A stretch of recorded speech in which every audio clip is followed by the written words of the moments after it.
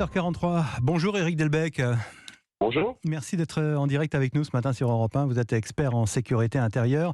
Un chiffre, Éric Delbecq, pour entamer notre discussion, une statistique qui a été rappelée par nos confrères du Figaro hier. Tous les jours, les forces de l'ordre sont confrontées en moyenne à 70 refus d'obtempérer, c'est-à-dire des contrôles qui tournent mal, des barrages forcés, sans parler des pilotes de moto en rodéo sauvage. On est d'accord que le phénomène est en réelle augmentation depuis plusieurs mois, hein. Alors non seulement il est en réelle augmentation depuis plusieurs mois, mais il y a une tendance lourde depuis plusieurs années. Donc c'est pas un effet estival, c'est vraiment une tendance de fond depuis au moins 2 à 3 ans. Est-ce que c'est le résultat d'une défiance vis-à-vis des forces de l'ordre ou tout simplement d'un sentiment d'impunité d'une certaine catégorie de la population ? Très, très clairement, c'est un sentiment d'impunité et puis c'est une dégradation de la civilité ordinaire qui fait que les rapports sociaux sont de plus en plus brutaux, en dehors même du rapport aux policiers. Le moindre désaccord sur la voie publique aujourd'hui menace de tourner en rixe. On sent bien qu'il y a un climat de civilité qui n'est pas bon. Et la défiance vis-à-vis des forces de l'ordre qui sont considérées peut-être comme, entre guillemets, illégitimes dans leurs interventions ?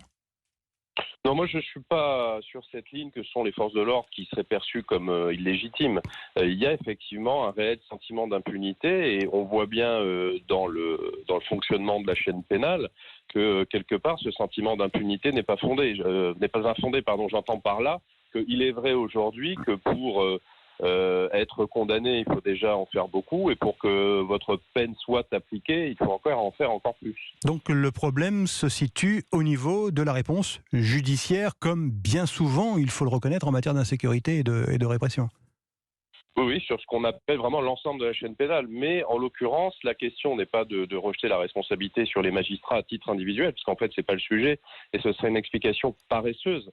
C'est que nous avons un système, une chaîne pénale dans son ensemble, pour laquelle il est extrêmement difficile de condamner. Tant que vous n'avez pas au moins d'ailleurs été condamné à 12 ans de prison, vous aurez des aménagements de peine, et encore, dans le meilleur des cas, si la peine est exécutée.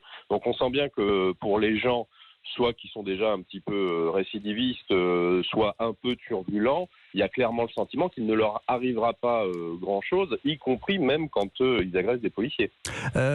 Thierry de Montbrial, avocat spécialisé dans les questions de sécurité, estimait hier dans les colonnes du Figaro que finalement l'uniforme ne fait plus peur parce que derrière il n'y a plus vraiment d'autorité politique.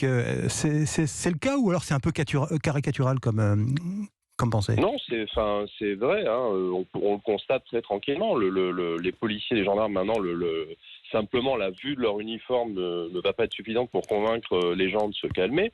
Mais de manière plus générale, si vous voulez, un uniforme de pompier, une marque, une représentation de l'incarnation de l'autorité ou des services publics n'est pas non plus respecté. Dans les services publics aujourd'hui, le taux d'agression des agents ne cesse de monter. Donc on voit bien que la sphère publique, l'autorité publique n'est plus respectée.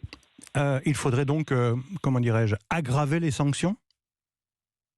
Alors, moi je suis pas vraiment dans l'idée qu'il faudrait aggraver les sanctions. Il faudrait déjà pouvoir faire exécuter des peines et ne pas trouver un certain nombre de systèmes de contournement ou des amoindrissements. On se rappelle à l'époque de la circulaire de Nicole Belloubet, l'ancienne Garde des ministre Sceaux, de la Justice, voilà, qui avait fait une circulaire pour encourager les magistrats à ne pas condamner, à ne pas exécuter les peines. Donc c'était une forme de fragilisation de leur statut. Donc ça serait déjà bien. Et puis il y a toute une réponse qui en fait n'est pas sécuritaire.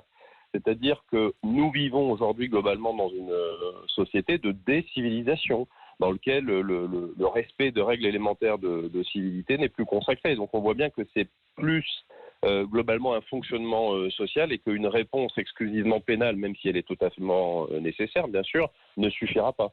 Pour en revenir aux interventions des policiers et des gendarmes, Éric Delbecq, est-ce qu'ils sont suffisamment formés pour répondre à ces différents cas de refus d'obtempérer ?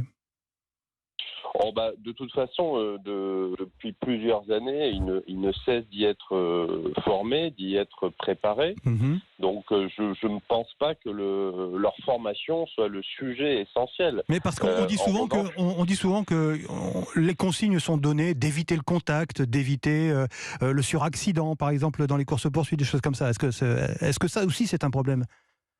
Oui, mais enfin, généralement, les gens qui donnent de bonnes leçons sont rarement sur le terrain à Oui, essayer de maîtriser des gens dangereux. évidemment. Donc, moi, je pense qu'il faut quand même être à l'écoute de ceux qui se retrouvent confrontés à un rodéo urbain et qui se demandent comment faire cesser le trouble, hein. Oui. Donc, bon, les bonnes leçons de modération à distance, certes, c'est toujours intéressant, mais enfin, il faut se mettre aussi à la place des policiers et des gendarmes sur le terrain. Sur les rodéos urbains ou les barrages forcés, on a beaucoup parlé des techniques d'intervention des policiers comparées à ce qui se fait en Angleterre. Vous en avez entendu parler, j'imagine, évidemment, Eric Delbecq, Oui, le où les forces de contact l'ordre peuvent, tactique. voilà, peuvent tamponner les véhicules. C'est une, comment dirais-je, c'est une manière de faire qui pourrait être importée en France?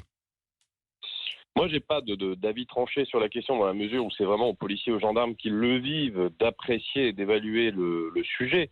Ce qui, en revanche, m'intéresse toujours dans le débat public et ces quelques derniers jours, c'est la manière dont on envisage ce contact tactique en mettant d'abord en avant quasiment la protection des délinquants. Hum, Non, la question technique, c'est la protection des passants, des victimes potentielles, de tout ce qui se trouve dans l'environnement de ces gens et bien évidemment la protection des policiers. hum.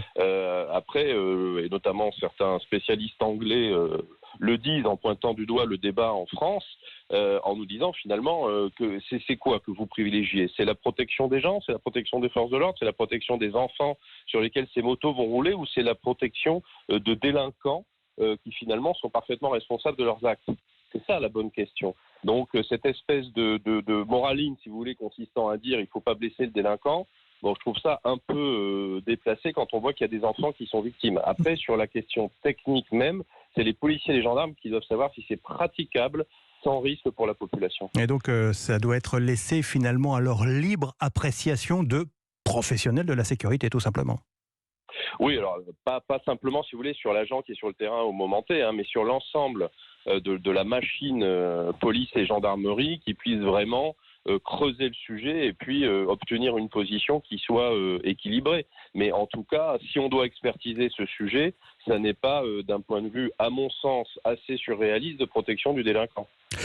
Merci Eric Delbecq, merci d'avoir été en ligne ce matin sur Europe 1. Je rappelle que vous êtes expert en sécurité intérieure et vous avez publié l'an dernier L'insécurité permanente aux éditions du CERF. Merci, bonne journée.